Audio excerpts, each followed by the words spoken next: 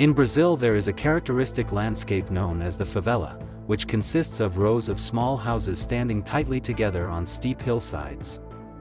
At first glance it may sound like a beautiful and aesthetic hillside settlement, but in reality favelas are far from that image. These settlements grew and developed as a result of severe poverty. Favela neighborhoods are filled with narrow winding alleys resembling labyrinths, which can only be passed by pedestrians or motorcycles. Most of the houses in these areas have only tin roofs with walls built in a makeshift manner, appearing to support one another in fragile and very limited conditions. Favelas portray a world full of deprivation, yet within them also lie the great hopes and dreams of their residents. Ironically, not far from these areas, beautiful beaches and the skyscrapers of Rio display a very contrasting face of life. The word favela itself is a term in Brazilian Portuguese that refers to illegal settlements or slum areas in urban regions. Favelas usually emerge on vacant land on the outskirts of big cities or cling to hillsides within urban areas. Favelas began when groups of poor people occupied land without permission and built houses from simple materials. Favelas first appeared at the end of the 19th century in the city of Rio de Janeiro, built by former soldiers and freed slaves who had lost their homes after the war. Since then, this phenomenon has continued to grow and spread. Until today, favelas have become an inseparable part of the face of Brazil's major cities. According to the 2022 Brazilian population census, more than 16 million people live in favela areas across the country, or around 8% of Brazil's total population. In Rio alone there are more than 1,000 favela communities, including Rocinha, known as the largest favela with more than 70,000 residents. These figures show just how large the population is that lives in the shadow of urban poverty in Brazil. Limited land causes living spaces in favelas to be extremely cramped. A small house is often occupied by one extended family. It is not uncommon for all family members, from father, mother, to children, to sleep together in a single room. If a family is lucky enough to have 2 rooms, that is already considered quite spacious by favela standards. Many houses are then built upward as family members increase. When children grow up and get married, additional floors are often built on top of their parents' houses. This is why many homes in favelas have 2 or 3 stories constructed without careful planning. Adding floors upward becomes a solution to increase space amid limited land. From a distance, the appearance of a favela looks like a cluster of dull boxes stacked irregularly toward the top of a hill. Initially, houses in favelas were made from makeshift materials such as scrap wood, tin sheets, and tarpaulins that served only as emergency shelters. Over time, residents tried to improve the condition of their homes to make them stronger and more permanent.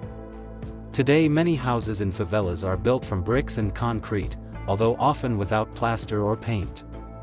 Nevertheless, these buildings remain crowded together without clear spatial planning. The distance between houses is almost non-existent, ventilation is minimal, and sunlight hardly enters the homes because they are blocked by other buildings. In short, favelas offer a living environment far from decent standards. Cramped, stuffy, and fragile are daily realities there. On one hand, these conditions arise out of necessity, because residents build homes simply to survive. But on the other hand, this poor physical condition also triggers various larger social and health problems. Life in favelas is not only about limited living space, but also about the lack of basic facilities. Many favelas grow beyond the reach of city infrastructure services, making it difficult for residents to meet essential needs such as clean water, sanitation, electricity, health services, and education. These limitations cause the quality of life in favelas to lag far behind formal urban areas. One of the biggest problems faced is access to clean water and sanitation. In modern cities, water usually flows easily through pipes and household waste is channeled into sewage systems. However, in favelas this is not always available. Based on 2010 census data, only 88% of houses in favelas were connected to the city water network. This means that the remaining 12% must find other ways, such as collecting rainwater, taking water from public taps or wells, or even connecting pipes illegally. Often clean water must be carried from distant places because there is no direct supply to homes. The sight of mothers carrying jerry cans or buckets of water every day is very common in favelas. Sanitation conditions are even more alarming. Only around 56% of houses in favelas are connected to the city sewage system. This means nearly half have no access to proper waste disposal. As a result, many residents use emergency methods such as simple septic tanks, soak pits, or even dumping waste directly into rivers and hillsides. It is not uncommon for wastewater to flow openly in narrow alleys, turning into open drains that cause bad odors and become sources of disease. Worse still, according to the 2010 census, about 1% of houses in favelas had no toilet at all. Imagine, in the modern era there are still thousands of families living without toilet facilities. They are forced to use public toilets, borrow from neighbors, or even defecate in the open. In very dense favela areas, one toilet often has to be shared by many people in turns. Some reports even found ratios of one toilet for 20 to 30 people in certain areas. Such sanitation limitations clearly trigger various health problems. The negative impacts of poor sanitation are directly felt in the form of disease outbreaks. Clean water that is hard to obtain, accumulated waste, and stuffy housing conditions create an ideal environment for the spread of infectious diseases. Digestive infections, skin diseases, and tuberculosis spread more easily in crowded and dirty environments. Various reports show that rates of TB and sanitation-related illnesses are much higher in favelas than in wealthier areas. Combined with malnutrition and limited access to health services, infant mortality rates in favelas tend to be higher. Crowding, lack of cleanliness, pollution, and malnutrition make life expectancy for favela residents lower than for other urban populations. Moreover, public facilities such as schools and health clinics are also very limited. Public schools around favelas are often overwhelmed by the number of students, learning facilities are limited, and dropout rates are high. UNICEF recorded that in 2020 around 1.4 million Brazilian children aged 6 to 17 dropped out of school, many of them from poor communities including favelas.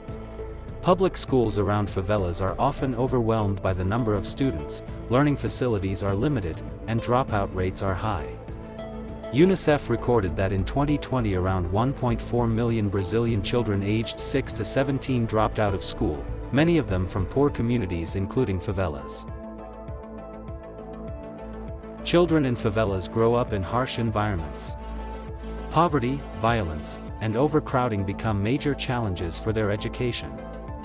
Difficult economic conditions force many children to work from an early age.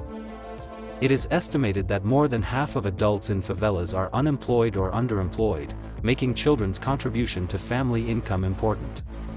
Many of them work odd jobs, sell food, collect recyclables, or become porters. Favela children are forced to grow up faster due to economic pressure. As a result, educational achievement falls behind and creates a cycle of poverty that is difficult to break.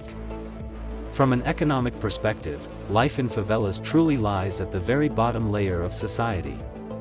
Extreme poverty becomes a daily reality. A survey showed that if all favela residents were considered as a single separate region, their per capita income would be only about half of Brazil's minimum wage. Researchers estimate the average income of favela residents at only around $100 per month, less than 50% of the official minimum salary. This amount is clearly insufficient to meet decent living needs. It is not surprising that 72% of favela residents have no savings at all. They live from day to day without financial security.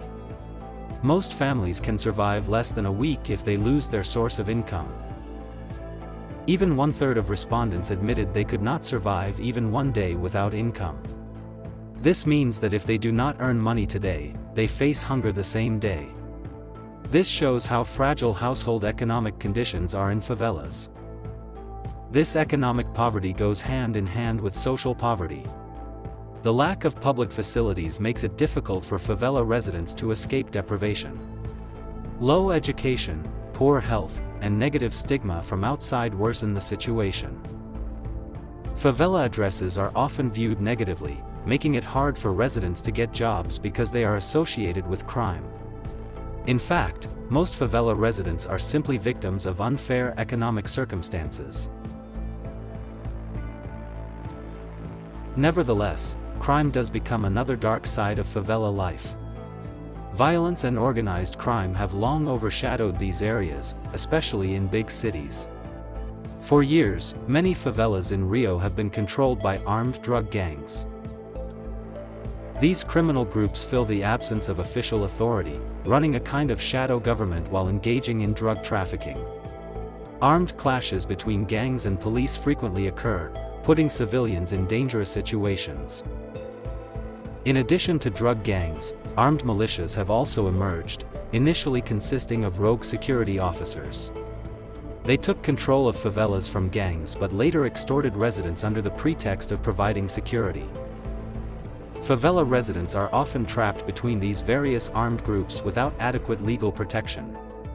Living in a favela means living in constant vigilance, because even small mistakes can be fatal. In the end, with all these grim realities, crowded homes, lack of water, poor sanitation, limited education, and threatening violence, it cannot be denied that life in favelas is in a very alarming condition. This is the bitter reality experienced by millions of people who are born and grow up there.